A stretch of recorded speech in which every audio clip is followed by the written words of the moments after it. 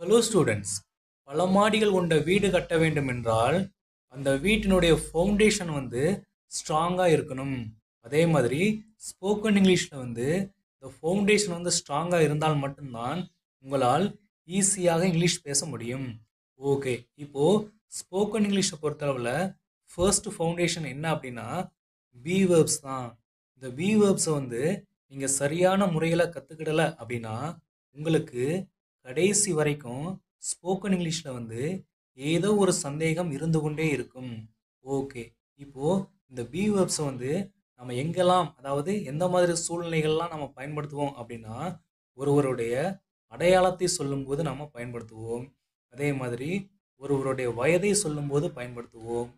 ஒருவருடைய மனநிலை உடல்நிலையை சொல்லும்போது இந்த பி வேர்ப்ஸ் நம்ம பயன்படுத்துவோம். அதே மாதிரி நாம் எங்கே இருக்கிறோம் என்பதை சொல்லும் போதும் பயன்படுத்துவோம்.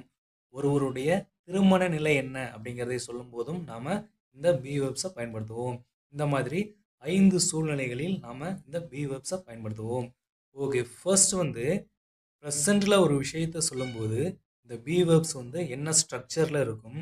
அதே மாதிரி பாஸ்டில் ஒரு விஷயத்தை சொல்லும்போது இந்த பி வேர்ப்ஸ் என்ன ஸ்ட்ரக்சரில் இருக்கும். அதே மாதிரி பாஸ்ட்டையும் ப்ரெசண்ட்டையும் சேர்த்து சொல்லும்போது இந்த பி வேர்ப்ஸ் என்ன ஸ்ட்ரக்சரில் இருக்கும் அப்படிங்கிறத ஃபர்ஸ்ட் நீங்கள் தெரிஞ்சுக்கிடணும்.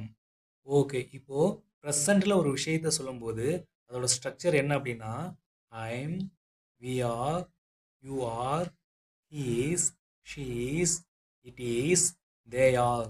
அதே மாதிரி பாஸ்டில் ஒரு விஷயத்தை சொல்லும்போது இந்த பி வேர்ப்ஸோட ஸ்ட்ரக்சர் என்ன அப்படின்னா I was, we were, you were, he was, she was, it was, they வேர்.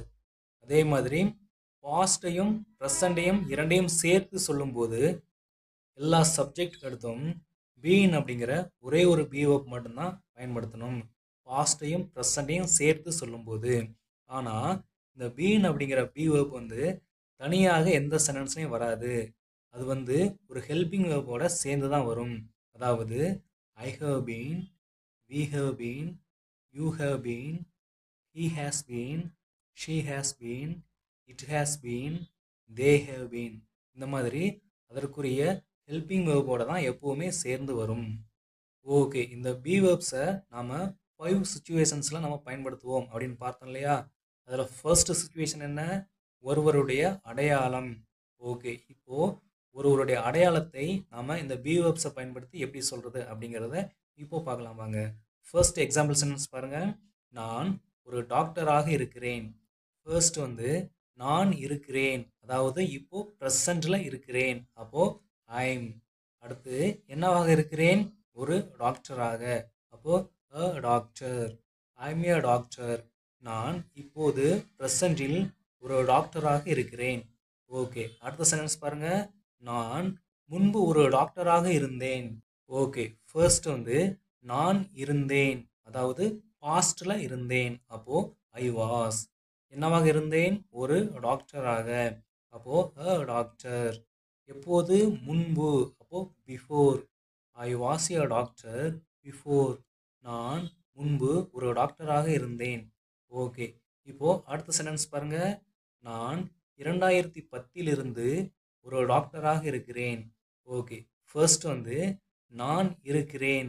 இப்போது நார்மலாக நான் இருக்கிறேன் அப்படின்னா நம்ம என்ன ஃப்ரேஸ் பயன்படுத்துவோம், ஐம் அப்படிங்கிற ஃப்ரேஸ் நம்ம பயன்படுத்துவோம்.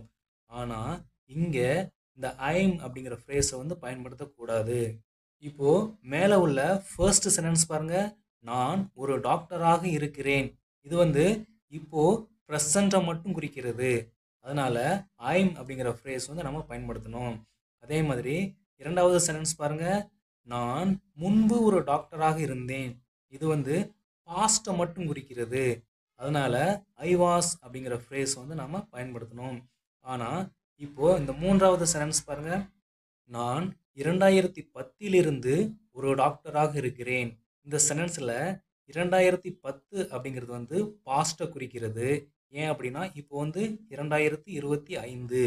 அதனால் 2010 அப்படிங்கிறது பாஸ்ட்டை குறிக்கிறது. இருக்கிறேன் அப்படிங்கிறது இப்போது ப்ரெசண்ட்டை குறிக்கிறது.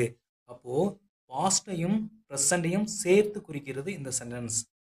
இந்த மாதிரி ஒரு சென்டென்ஸில் பாஸ்டையும் ப்ரெசண்ட்டையும் சேர்த்து குறித்தால் நம்ம என்ன பி வேர்ப் பயன்படுத்தணும் அப்படின்னா பி வேர்போட பாஸ்ட் பார்ட்டிசிபிள் ஃபார்ம் தான் பயன்படுத்தணும். பி வேர்போட பாஸ்ட் பார்ட்டிசிபிள் ஃபார்ம் என்ன அப்படின்னா பீன். ஓகே, அப்போது ஐ பீன் அப்படிங்கிற ஃப்ரேஸை வந்து பயன்படுத்தணும். ஆனால் இந்த பீன் அப்படிங்கிற பி வேர்ப் வந்து எப்போவுமே சென்டென்ஸில் தனியாக வராது.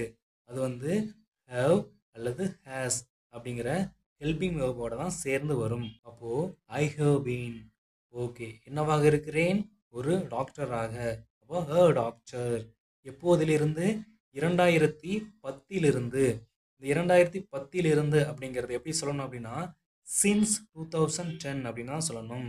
இங்கே வந்து இருந்து அப்படிங்கிற மீனிங் வந்து சின்ஸ் அப்படிங்கிற வேர்டு மட்டும் தான் பயன்படுத்தணும்.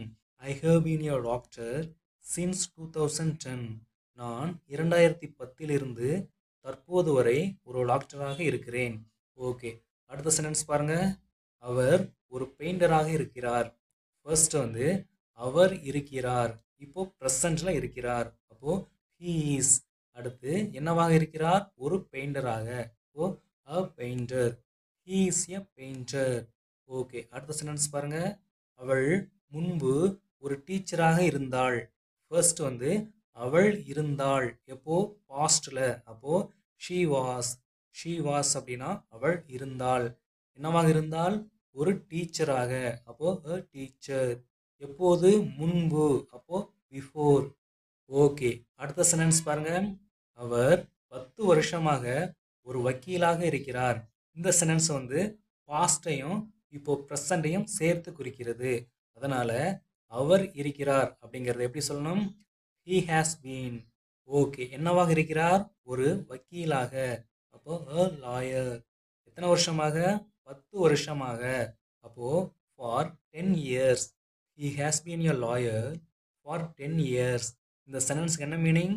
அவர் 10 வருஷமாக தொடர்ந்து இப்போதும் தற்போதும் ஒரு வக்கீலாக இருக்கிறார் அப்படிங்கிற மீனிங். ஓகே, இப்போ நம்ம அடுத்து என்ன பார்க்க போறோம் அப்படின்னா இந்த அடையாளத்தை சொல்லும்போது தமிழில் வந்து நம்ம வந்து இந்த பி வேர்ப்ஸ் வந்து பயன்படுத்த மாட்டோம். ஆனால் இங்கிலீஷில் வந்து இந்த பி வேர்ப்ஸ் வந்து நம்ம பயன்படுத்துவோம். அந்த மாதிரி சென்டென்சஸ் தான் இப்போ நம்ம பார்க்க போகிறோம். இப்போது எக்ஸாம்பிள் சென்டென்ஸ் பாருங்கள். இப்போது உங்கள் ஃப்ரெண்ட்ஸு 10 பேர் சேர்ந்து ஒரு இடத்துக்கு போகிறீங்க, சரிங்களா? போகும்போது அங்கே ஒருத்தர் கேட்குறாரு உங்களை பார்த்து, நீங்கள்லாம் யாருப்பா அப்படின்னு கேட்குறாரு.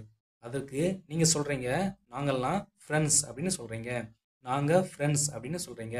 இப்போது இந்த சென்டென்ஸை டைரெக்டாக மொழிபெயர்த்தா எப்படி ஆகும்? நாங்கள் அப்படின்னா வி, ஃப்ரெண்ட்ஸ் அப்படின்னா ஃப்ரெண்ட்ஸ், வி ஃப்ரெண்ட்ஸ். ஆனால் நாங்கள் ஃப்ரெண்ட்ஸ் அப்படிங்கிறத எப்படி தான் சொல்லணும் அப்படின்னா இந்த வி அப்படிங்கிற சப்ஜெக்டுக்குரிய பி வேர்ப் வந்து கண்டிப்பாக பயன்படுத்தணும். அப்போது வி ஆர் ஃப்ரெண்ட்ஸ், நாங்கள் நண்பர்கள். ஓகே, இதே மாதிரி நீங்கள் ஃப்ரெண்ட்ஸ் இருக்கீங்களே 10 பேர், இந்த ஃப்ரெண்ட்ஸ் எல்லாமே போலீஸாக இருக்கீங்க. அப்போது அவர் கேட்குறாரு நீங்களாம் யாருப்பா அப்படின்னு கேட்குறாரு. நீங்கள் சொல்கிறீங்க நாங்கள் போலீஸ் அப்படின்னு சொல்கிறீங்க. இது எப்படி சொல்லணும்? We are police. ஓகே, அடுத்த சென்டென்ஸ் பாருங்கள். அவர்கள் என் மாணவர்கள். They are my students. Okay, அடுத்த சென்டென்ஸ் பாருங்கள். அவள் என் அத்தை பொண்ணு. She is my cousin. Okay, அடுத்த சென்டென்ஸ் பாருங்கள். அது எங்கள் வீடு. இது எல்லாமே பாருங்கள் நம்ம தமிழில் வந்து பி வேர்ப் வந்து பயன்படுத்தியிருக்க மாட்டோம், ஆனால் இங்கிலீஷில் வந்து பயன்படுத்தணும். ஓகே, இப்போது அது எங்கள் வீடு எப்படி சொல்கிறது? That is our house. Okay, அடுத்த சென்டென்ஸ் பாருங்கள். இது என்னுடைய பைக். எப்படி சொல்கிறது? This is my bike.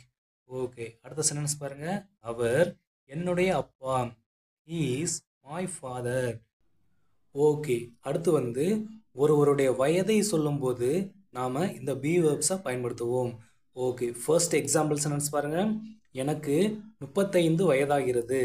I am 35 years old. Okay, அடுத்த சென்டென்ஸ் பாருங்கள். அவளுக்கு 30 வயது.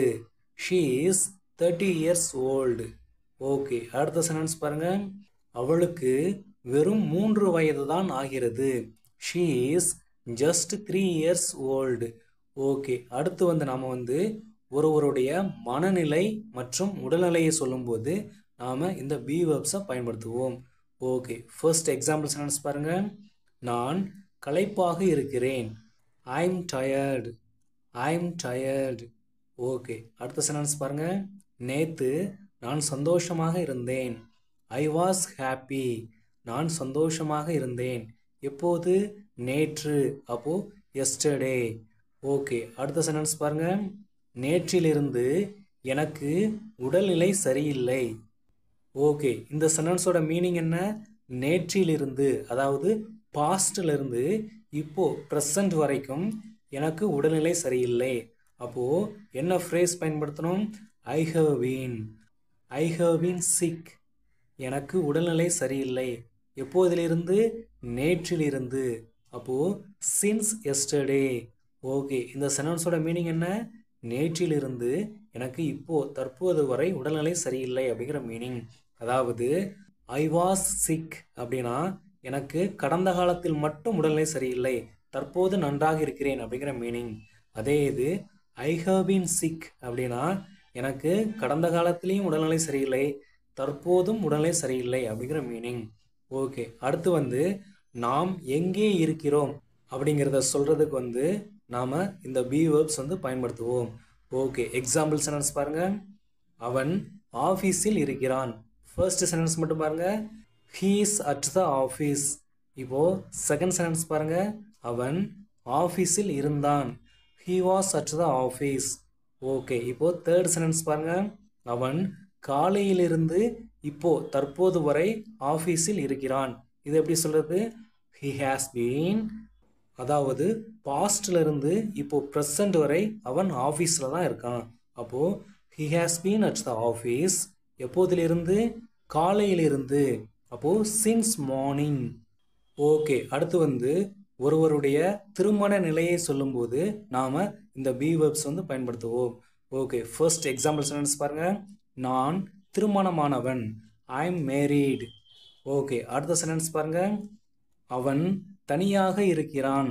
தனியாக இருக்கிறான் அப்படின்னா வீட்டில் தனியாக இருக்கிறான் அப்படிங்கிற மீனிங் இல்லை, திருமணம் ஆகாமல் தனியாக இருக்கிறான். இது எப்படி சொல்றது? He is single.